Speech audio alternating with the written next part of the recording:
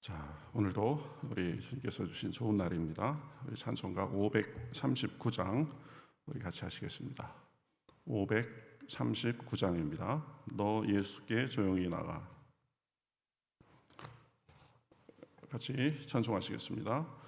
너 예수께 조용히 나가 내 모든 짐 내려놓고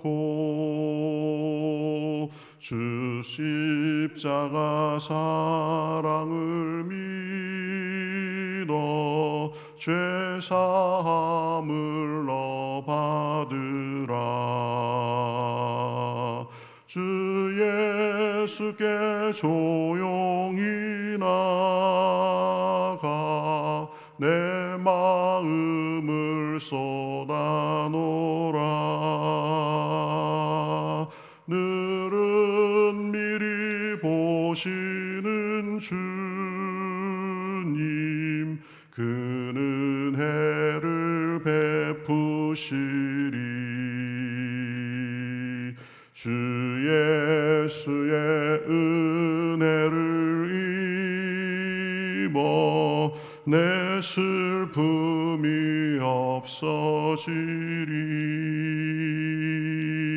내 이웃을 늘 사랑하여 너 받은 것 거저주라. 주 예수께 조용히 나가 내 마음을 쏟아놓으라.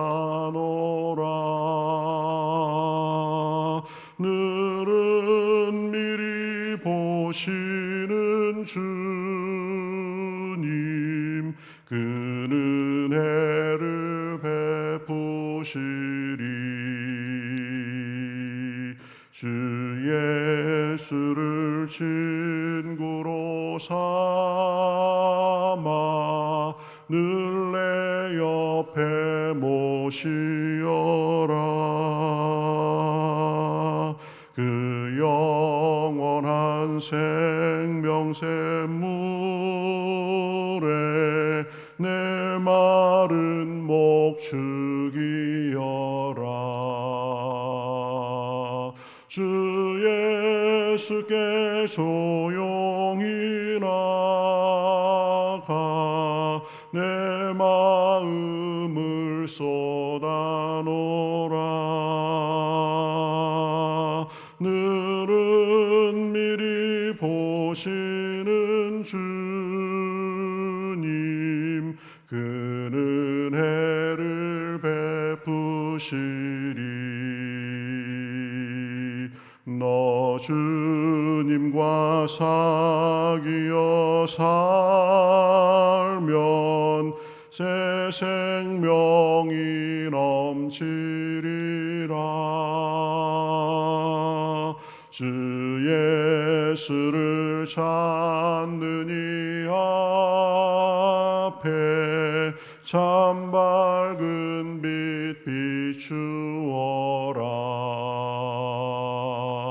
주 예수께 조용히 나가 내 마음을 쏟아놓으라.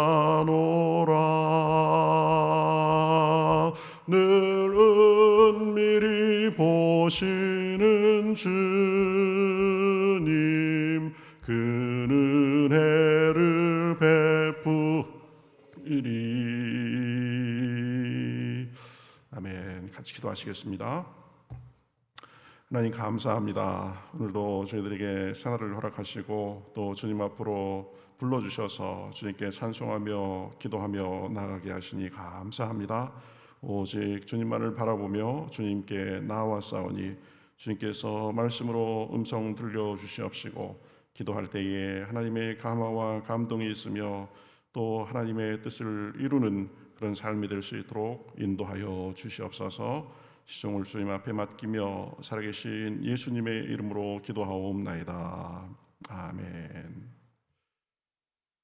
자, 성경 말씀 보겠습니다. 성경 말씀 사도행전 16장 19절에서 25절까지 보겠습니다. 사도행전 16장 19절에서 25절까지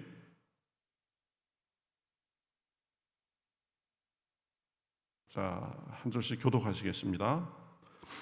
여종의 주인들은 자기 수익의 소망이 끊어진 것을 보고 바울과 실라를 붙잡아 장터로 관리인들에게 끌어갔다가 상관들 앞에 데리고 가서 말하되, 이 사람들이 유대인인데 우리 성을 심히 요란하게 하여 로마 사람인 우리가 받지도 못하고 행하지도 못할 풍속을 전한다 하거늘 무리가 일제히 일어나 고발하니 상관들이 옷을 찢어 벗기고 매로 치라 하여 많이 친 후에 옥에 가두고 간수에게 명하여 든든히 지키라 하니 그가 그러한 명령을 받아 그들을 깊은 옥에 가두고 그 발을 착고에 든든히 채웠더니 한밤중에 바울과 실라가 기도하고 하나님을 찬송하며 죄수들이 듣더라.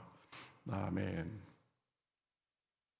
네, 오늘 말씀은 우리가 며칠 전에 봤던 건데 조금 더 좀 다루고 싶은 부분이 있어서 다시 우리가 좀 오늘 본문을 보게 됐습니다. 우리 지난 시간에는 간수가 이제 막 지진이 나고 옥문이 열리고 그리고 이 죄수들이 메인 것들이 막 풀어지고 그러니까 졸다가 자다가 깜짝 놀라가지고 자살하려고 그랬죠. 그런데 바울이 실라가 자살하지 마라, 우리가 여기 있다. 그러니까 놀라서 이제 물은 질문이 선생들이여 내가 어찌하여야 구원을 받으리까 이렇게 질문했다라고 했습니다. 이 내가 어찌하여야 구원을 받으리까 이것은 아주 삶에서 가장 소중한 질문이다라고 했죠. 하나님과 죄로 인해서 분리되어 있는 사람들이 물어야 될 가장 근본적인 질문이고 또 우리 삶 가운데 여러 문제를 만나고 어려움을 만나고 그럴 때도 내가 어찌하여야 구원을 얻으리까 이렇게 질문해가면서 우리 예수님으로 인하여서 우리가 죄의 구원도 받고 또 삶 속에서 우리의 힘으로 안 되는 그런 부분들에 대해서도 또 주님의 도움을 받고 그래서 어느 상황에서든지 주님을 믿는 것이다라고 했습니다. 자, 오늘은 그 바울이 지금 빌립보에서 전도 활동을 하고 하다가 이제 감옥에 갇혔는데 보면 그 감옥에 갇히고 한 상황은 보면 바울과 실라에게 있어서는 굉장히 역경이고 고난이고 또 불평과 원망이 쏟아지는 그런 상황이었을 것입니다. 그런데 이 바울이 한 것은 기도하고 찬송한 거죠. 그런데 이 하지 않은 것 그것을 우리가 좀 오늘은 생각해 보려고 합니다. 바울과 실라는 사실은 하나님의 뜻에 순종해서 열심히 복음을 전하고 또 귀신 들려서 참 어려움을 당하는 그 여종을 불쌍히 여겨서 그 귀신을 쫓아내주고 사실은 그래서 좋은 일을 한 거죠. 선한 일을 한 거고 하나님께서 보시기에 합당한 일을 했는데 근데 지금 결과는 감옥에 갇히는 그런 결과가 됐습니다. 그것도 뭐 신사적으로 하루 정도만 있다가 나오시죠. 그게 아니고 옷을 벗기고 매를 맞고 아주 모욕을 당하고 그런 상황인데 그런 상황에서도 보면 바울과 실라는 원망하거나 불평하거나 누구를 탓하거나 이런 것을 하지 않은 것을 볼 수 있습니다. 충분히 불평하고 충분히 탄식하고 그럴 상황인데 그러지 않았다라는 것입니다. 그래서 우리도 살다 보면 억울한 경우도 만나고 답답한 경우도 만나고 또 원망과 불평을 할 만한 그런 상황이 만나는데 우리가 그런 상황에서 누구를 불평하거나 원망하거나 또 누구를 탓하거나 이런 거를 하지 말아야 된다. 이것을 우리가 좀 잘 새겨놓을 필요가 있습니다. 왜 그런가요? 이 원망과 불평은 상황을 개선하는 데에 전혀 도움이 되지 않기 때문입니다. 원망하고 불평해서 뭐 더 잘 될 것 같으면 그럴 수 있는데, 거의 원망과 불평은 이 상황에 오히려 더 부정적인 영향을 끼치기 때문이죠. 물론 사람이기 때문에 힘들고 지치면, 또 그러한 상황이 되면 본능적으로 그런 마음이 드는 게 사실입니다. 야, 이거 내 신세가 이게 뭐냐, 지금 어쩌다가 이렇게 됐지? 나는 사실 잘못한 게 없는데 억울하다. 뭐 이런 생각이 찾아오죠. 그래서 믿지 않는 사람들은 내 팔자가 뭐냐 그래가면서 팔자 타령도 합니다. 그리고 가만히 상황을 분석해 가면서 이 상황이 이렇게 된 것에 대해서 원인이 되는 그런 어떤 일이나 사람에 대해서 이 탓하고 원망하고 이러게 됩니다. 그런데 우리가 꼭 기억할 것은, 원망과 불평, 그리고 다른 사람이나 상황, 이런 것을 탓하는 것은 그 상황이 나아지는 데에 거의 도움이 되지 못한다라는 것입니다. 원망하면 마음만 더 상하고 상황이 더 악화되는 경우가 많습니다. 원망하는 자신에게 먼저 좋지가 않죠. 아, 원망하고 불평하니까 그냥 속이 후련하다. 뭐 기분은 한두 번은 그럴 수 있겠지만, 원망하고 불평할수록 자기 속이 더 이 격동되는 것을 느낍니다. 또 우리가 원망하고 불평하고 그러면 그 원망과 불평의 대상에게도 사실 좋지 않습니다. 우리가 불평한다고, 우리가 원망한다고 그 사람이 그렇게 마음이 좋게 되는 것이 아니고, 또 상대방은 상대방 나름대로의 또 원망할 것을 찾고 이렇게 돼서 악순환이 될 경우가 또 있죠. 그래서 상황 개선에도 좋지 않고, 또 하나 우리가 생각할 것은, 원망은 하나님이 들으신다는 사실입니다. 그러니까 우리가 원망하게 되면 하나님과의 관계에도 좋지 않은 것입니다. 우리 구약의 대표적인 사람들이 누구예요? 출애굽 시에 이스라엘 백성들이죠. 이 사람들은 조금만 무슨 일이 있어도 불평하고 원망하고 애굽으로 돌아가자 막 그러고 그랬습니다. 제일 마지막에 있었던 사건이 뭐냐면, 민수기에 나오는 정탐꾼 사건이죠. 정탐꾼을 보내가지고 가나안 상황을 알아보니까 10명이 부정적인 보고를 합니다. 그러니까 그 보고를 듣고 그냥 마음이 놀라고 두려워가지고 막 불평하고 원망하고, 우리가 애굽으로 돌아가자 그래가면서 지금 모세를 어떻게 하고 반란이 일어날 상황이었어요. 그때 하나님께서 개입하셔가지고 뭐라고 말씀하셨죠? 너희 말이 내 귀에 들린 대로 내가 너희에게 행하겠다, 이렇게 말씀하셨습니다.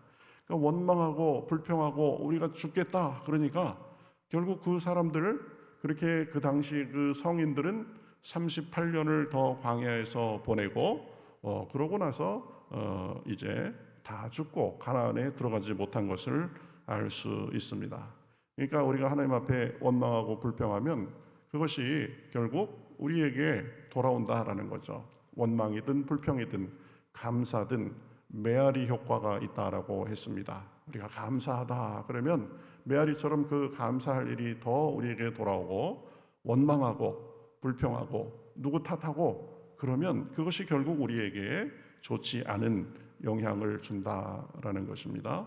그러니까 이 마음의 그렇게 그런 생각이 들어도 입 밖으로 내고 그렇게 하면 안 되는 거죠. 잠언 18장 20절에 보면 이렇게 말씀합니다.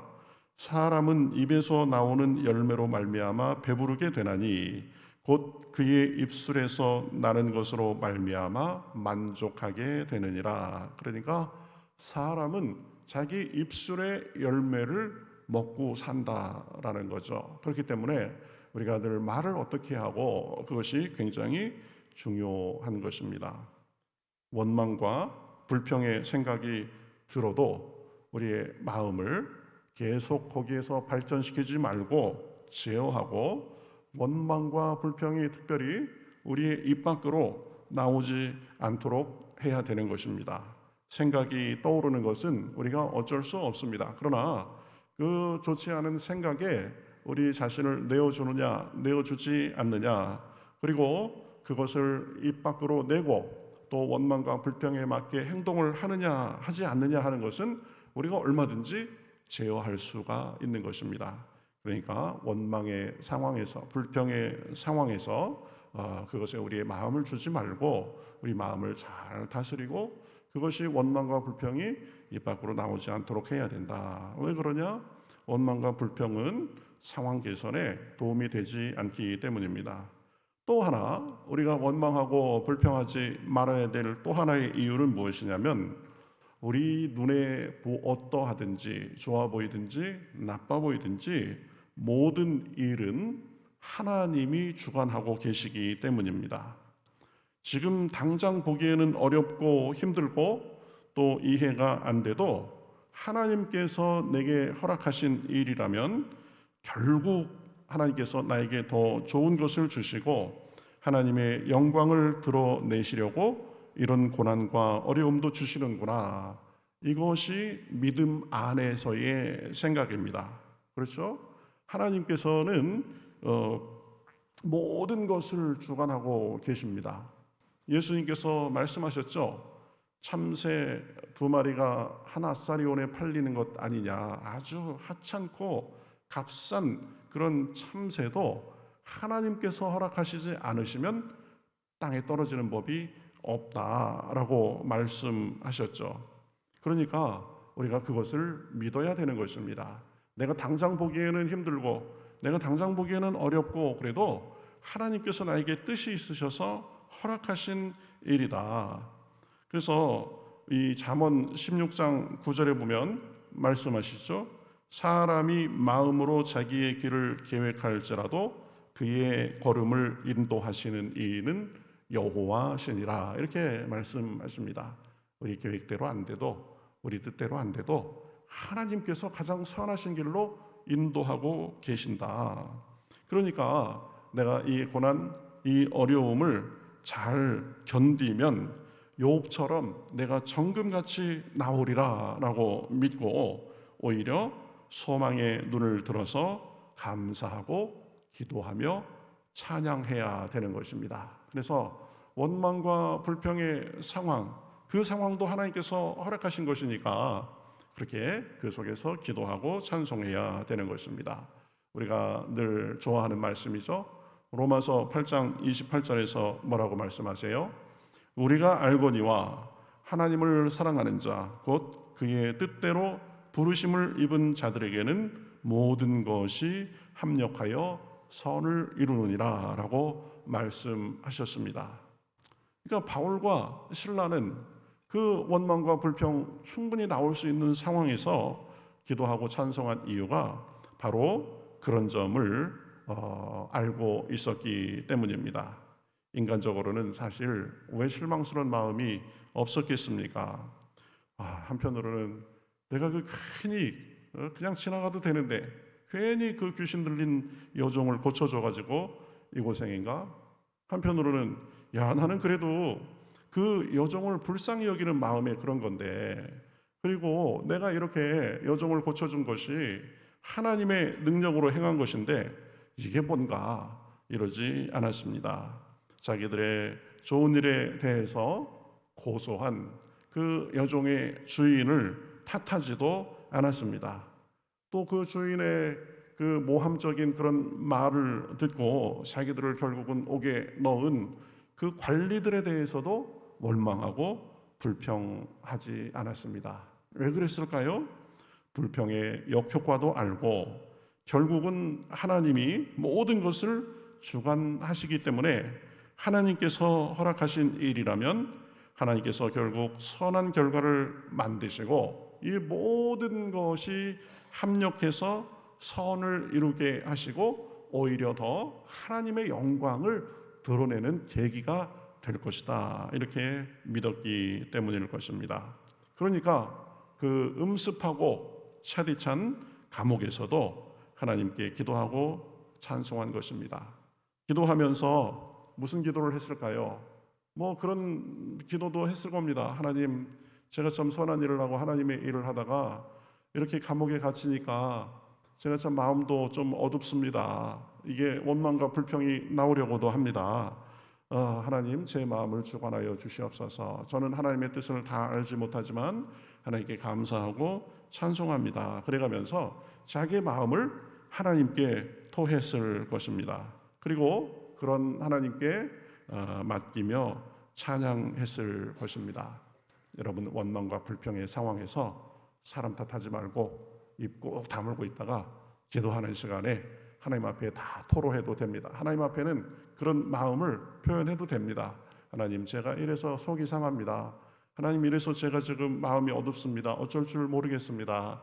하지만 하나님께서 상황을 다 주관하고 계시니 하나님 안에서 제가 담대할 수 있도록 도와주시고 제 마음을 안정시켜 주시고 잠잠히 주님만을 바랄 때 주님께서 제 마음을 다스리시고 상황을 함께 하시는 것을 제가 경험할 수 있도록 인도하여 주시옵소서. 그래가면서 미리 믿고 감사하고 그랬겠죠. 이것이 믿음의 태도인 것입니다.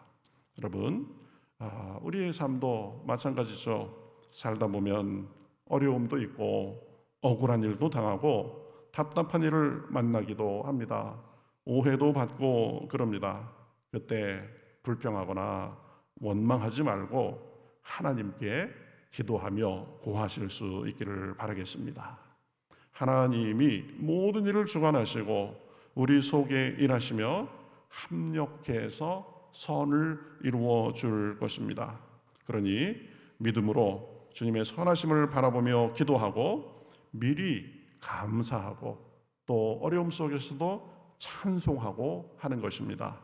오늘도 우리 주님께 기도하는 중에 우리의 모든 것을 맡기고 또 우리가 구한 것 이상으로 더 좋은 것을 주실 하나님께 미리 감사하고 찬송하고 함으로써 우리 주님의 은혜를 많이 경험하고 또 삶 속에서도 그런 일이 많고 또 그래서 주님의 은혜를 나누며 사는 저와 여러분이 되시기를 주님의 이름으로 축복합니다.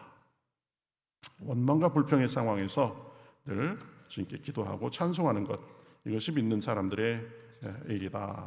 그렇죠? 찬송가 543장 우리 같이 찬송하겠습니다.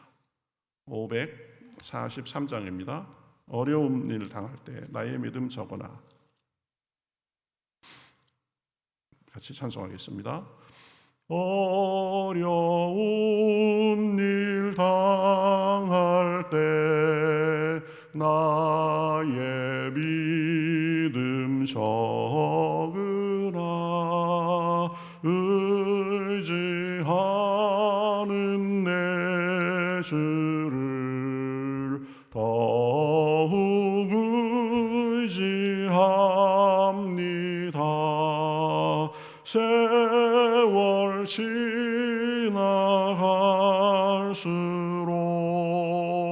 의지할 것뿐일세.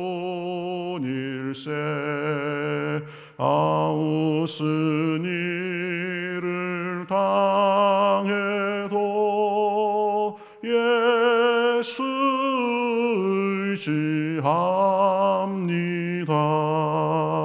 성령께서 내 마음 밝히 비춰주시니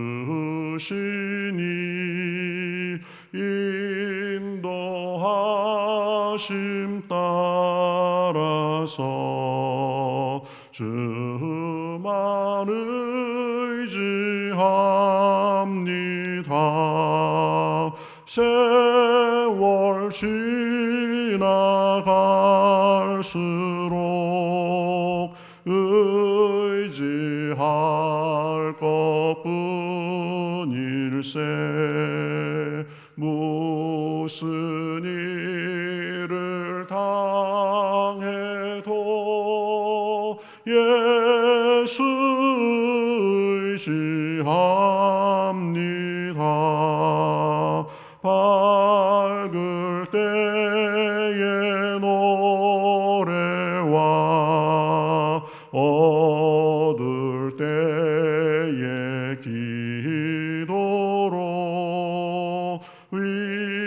위대할 때 도움을 주께 간구합니다. 세월 지나갈수록 의지할 것뿐일세. 무슨 일을 당해도 예수 의지합니다. 생명 있을 동안에 예수 의지합니다. 전국 나갈수록 의지할 것뿐일세. 세월 지나갈수록